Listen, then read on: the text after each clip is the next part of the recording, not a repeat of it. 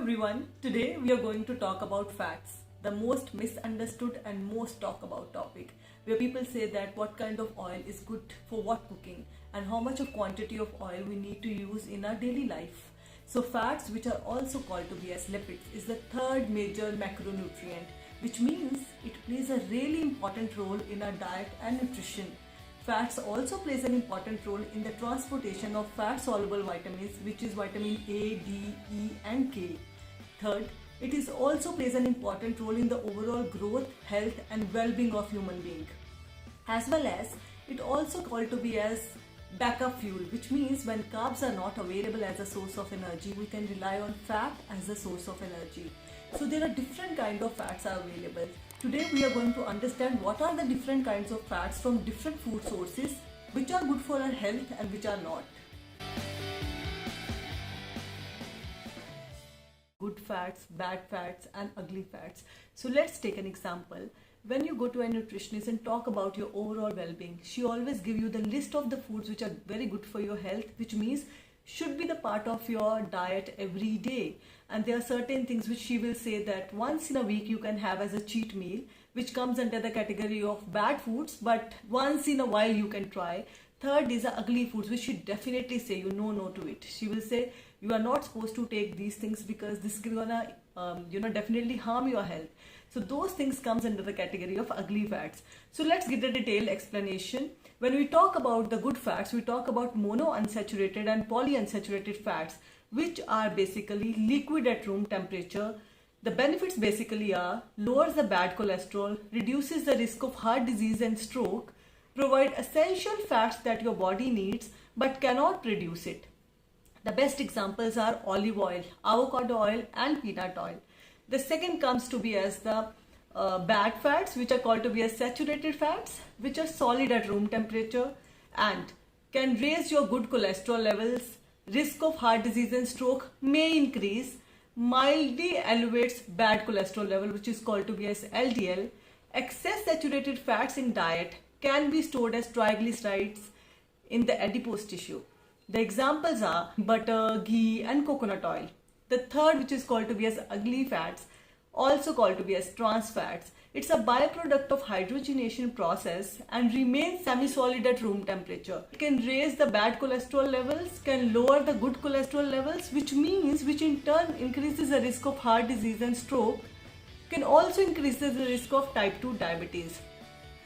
So the examples are canola oil, soybean oil, corn oil and margarines. So these are the examples of the good fats, bad fats and ugly fats. So now the question comes, what kind of oil I need to choose? Whenever you go to the market or departmental store, there are different varieties of oil are available.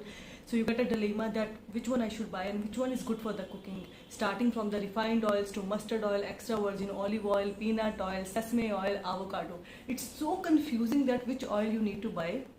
But there are three criteria which you can use while buying the oil. The first is the smoke point of the oil. The second is a processing method, and the third is what kind of fat, which is polyunsaturated or monounsaturated, which is largely related to omega-3, 6 and 9. So these are the three methods that are going to help you to choose a right oil for right cooking and for overall well-being. Smoke point is the temperature at which oil starts to burn and smoke. It ranges between 225 degree Fahrenheit to 520 degree Fahrenheit, which means if you overheat this oil beyond its smoking temperature, its beneficial properties, which is like the nutrients and phytochemicals, destroy, which means it's not beneficial for your health if you overheat the oil beyond the smoking points. So let's get an understanding about high smoking point, medium smoking point and low smoking point oil, and for what kind of cooking it can be used. So for example, high smoking point is 400 degree Fahrenheit and higher, which can be used for deep frying, grilling, sauteing and high heat preparation. Examples are coconut oil, ghee, sunflower oil, mustard oil, rice bran oil and regular olive oil. The second is called to be as a medium smoking point, which ranges between 300 degree to 350 degree Fahrenheit. It can be used for stir frying, salad dressing and baking. Examples are butter, unrefined sesame oil, unrefined peanut oil.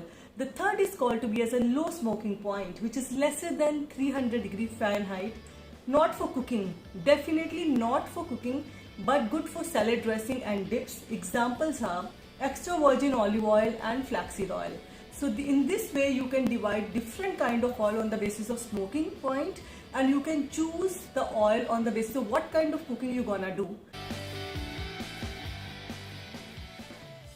Second is called to be as a processing method. It means what method they have used to extract the oil. There are three methods: cold press, hydrogenated and refined oils. The first one is cold press, in which oil is extracted from the fruit or the seeds by the steel press, which retains its color, flavor, aroma and nutrition values. Example: extra virgin coconut oil, olive oil and avocado oil. The second is hydrogenated processing, which means a liquid vegetable fat is converted into a solid fat by using hydrogen. But when you add the hydrogen, it increases the amount of trans fat, which is again not good for the health. The example is vanaspati ghee. Vanaspati ghee has highest amount of trans fat, which is not at all good for your body. Third is refining, which means extraction of the oil by using expelling technique. But there are certain oils which require physical or chemical refining. Chemical refining means the impurities like free fatty acids, phosphatides and wax are removed by the use of chemicals. Whereas I came across one of the oil which is Sun Pure. They use the physical refining method, which means they are not using any chemicals, and physical refining may have higher vitamin A content than the chemical refining, which act as a natural preservative of the oil, and you need not to add any extra preservative. So physical refining of the oil has higher nutrition value than the chemical refining of the oils.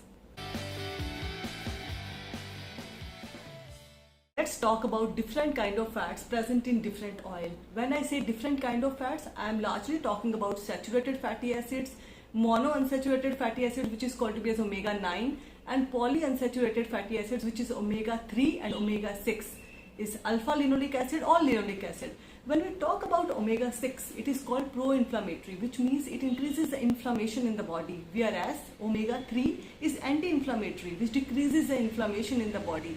So any oil which has higher linoleic acid content or omega-6 content increases the inflammation in the body and lead to other health issues, which is diabetes, metabolic syndrome, arthritis and Alzheimer's disease. So it is so important to choose the oil wisely by considering the omega-6 and 3 content.